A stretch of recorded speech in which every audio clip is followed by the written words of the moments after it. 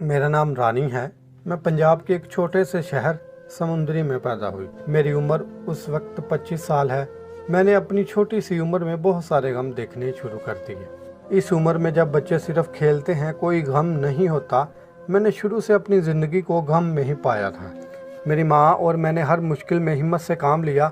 दोनों एक दूसरे का सहारा बनते रहे, लेकिन फिर हमारी ज़िंदगी में कुछ ऐसा हुआ जिससे हम दोनों की ज़िंदगी बर्बाद हो गई। मेरी माँ और बाबा के दरमियान तलाक हो चुकी थी जब मैं सिर्फ एक माह की बच्ची थी। मेरे बाप ने इल्ज़ाम लगाया कि ये मेरी बच्ची नहीं है। बहुत झगड़े हुए, लेकिन नौबत तलाक पे ही जाकर रुकी। मेरी माँ, जिन्होंने घर वालों की मर्जी के खिलाफ जाकर मेरे बाबा से शादी की थी, शायद पसंद करते थे एक दूसरे को। माँ ये बात कभी जुबान पे नहीं लाती। उन्हें लगता था कि उनकी ज़िंदगी में गम उसी रोज़ दाखिल हो गए थे जिस दिन उन्होंने बाबा से घर से भागकर निकाह किया था।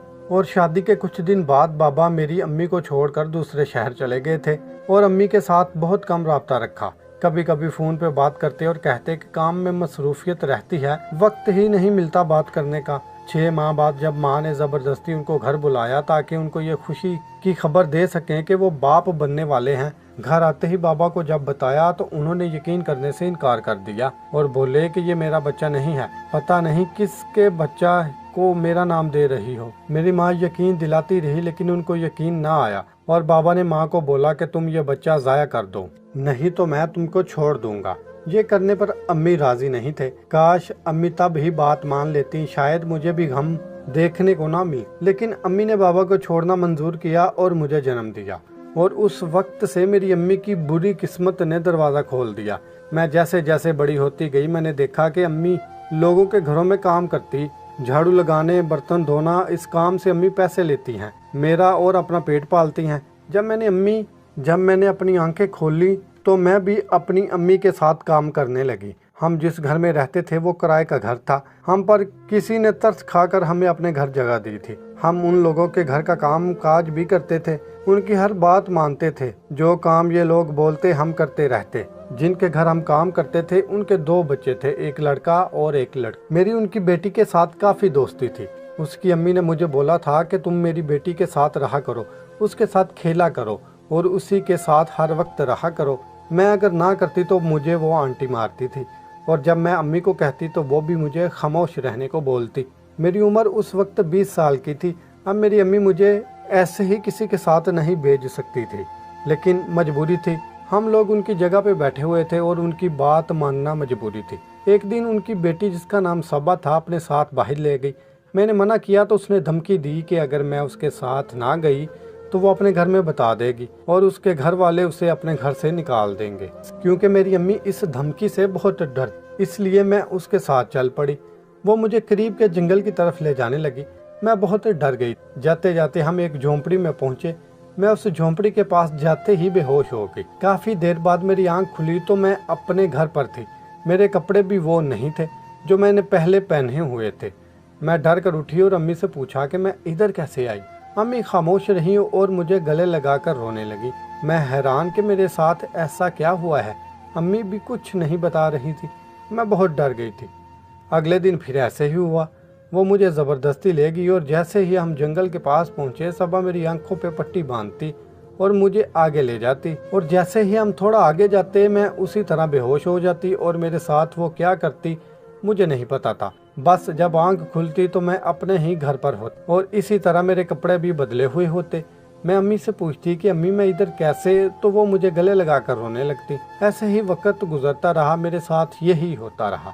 ना तो अम्मी बात बताती थी कि मेरे साथ ये लोग क्या करते हैं और ना ही मुझे पता चलता कि मैं इधर जाते ही बेहोश क्यों हो जाती हूँ। लेकिन इस बात का मुझे पक्का यकीन था कि अम्मी जानती हैं कि मेरे साथ क्या होता है, लेकिन वो मुझे बताती नहीं। शायद उन लोगों से डरती हैं। मैं दिन ब दिन बीमार पड़ने लगी। मैं रोती रहती कि मेरे साथ हो क्या रहा है। मुझे कोई कुछ भी नहीं बताता मेरे साथ क्या करते हैं।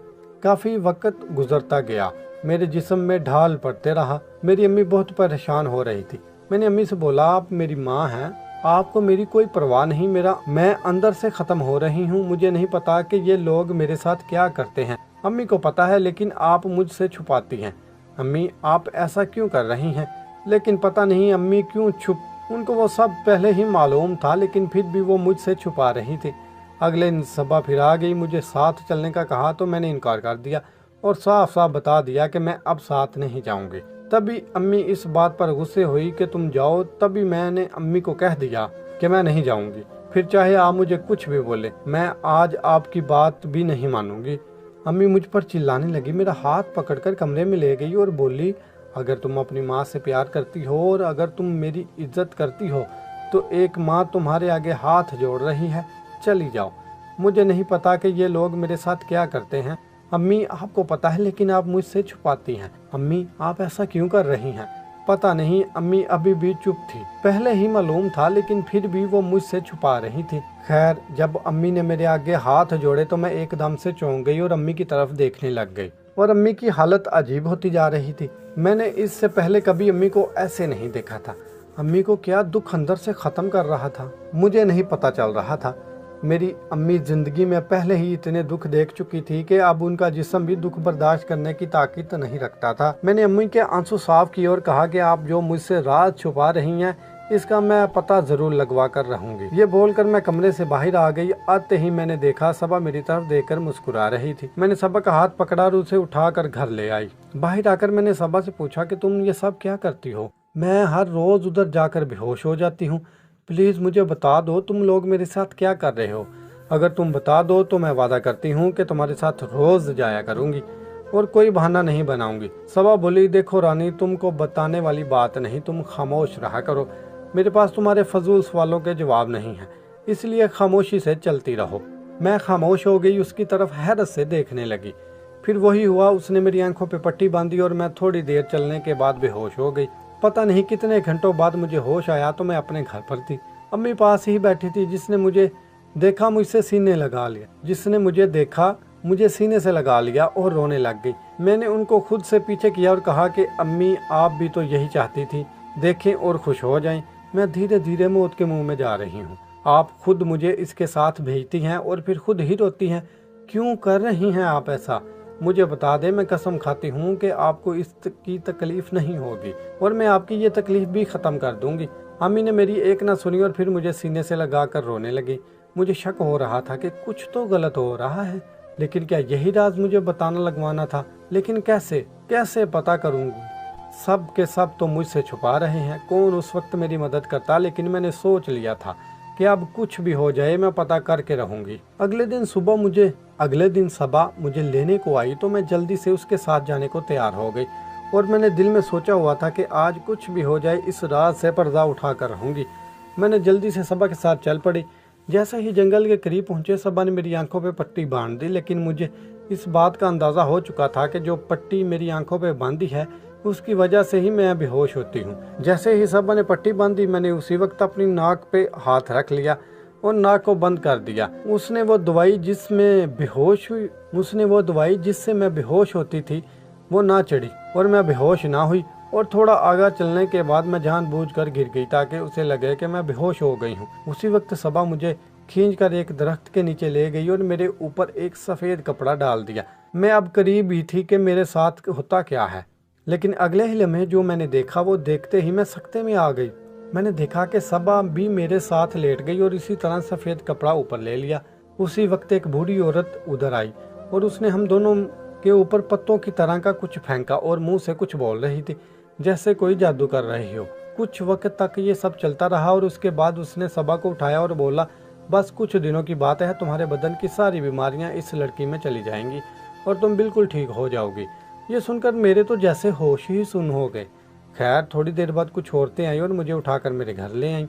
घर आते ही अम्मी ने जल्दी से मेरे कपड़े बदले जो कि गंदे हो चुके थे और पास बैठाकर मेरा सर दबाने लगी। मैं हैरान थी कि अम्मी को पता है कि ये लोग मेरे साथ क्या कर रहे हैं, लेकिन एक बात मुझे साबित हो चुकी थी कि अम्मी को इस बारे में, और अब मुझे सारी हकीकत अम्मी से ही पता चलनी थी। कुछ देर बाद मैंने अपनी आंखें खोली और अम्मी से पानी मांगा। अम्मी ने जल्दी से मुझे पानी पिलाया और मैं उठकर बैठ गई। मैंने अम्मी से कहा, अम्मी आपको मेरी कसम, आज आप सब कुछ बताएंगी। मुझे बता दे कि आखिर आपको क्या पता है मेरे साथ ये सब क्यों हो रहा है। अब अम्मी खामोश हो गई। मैंने अम्मी से बोला, अम्मी आज मैं बेहोश नहीं हुई थी और आज मैंने ये सब कुछ देखा है कि ये लोग मेरे साथ क्या करते हैं, इसलिए अब मैं आपसे भी जानना चाहती हूँ। जो मैं देख कर आई हूँ एक माँ अपनी औलाद के साथ ये सब होता नहीं देख सकती, तो अम्मी ने भाग कर कमरे का दरवाज़ा बंद किया और मेरे पास आकर बोली, बेटा देखो, तुम्हें एक बहुत ख़तरनाक बीमारी है जो कि जंगल में एक औरत रहती है, वही ठीक कर सकती है। उसी वक्त मैंने अम्मी को सारी हकीकत बताई। बीमारी मुझे नहीं, सबा को है, जो मुझे अपने साथ लेकर जाती है ताकि अपनी बीमारियां मुझे दे सके। मेरी अम्मी अपना सर पकड़कर बैठ गई। मुझे कहा कि देखो रानी, अब हमारी ज़िंदगी इधर सुकून से नहीं रह सकती, हमें इधर से किसी तरह निकलना होगा। हम लोग रात के पिछले पहर इधर से भागेंगे और दूसरे शहर में आ गए और अब एक नई ज़िंदगी शुरू करने का सोचा। लेकिन इसके साथ साथ हमने पुलिस वालों को उस जंगल में रहती औरत का बताया दिया था, जिससे उस औरत को पुलिस ने पकड़ लिया और उसी दौरान सबा की बीमारियां ज़्यादा बढ़ गई और वो भी मर गई।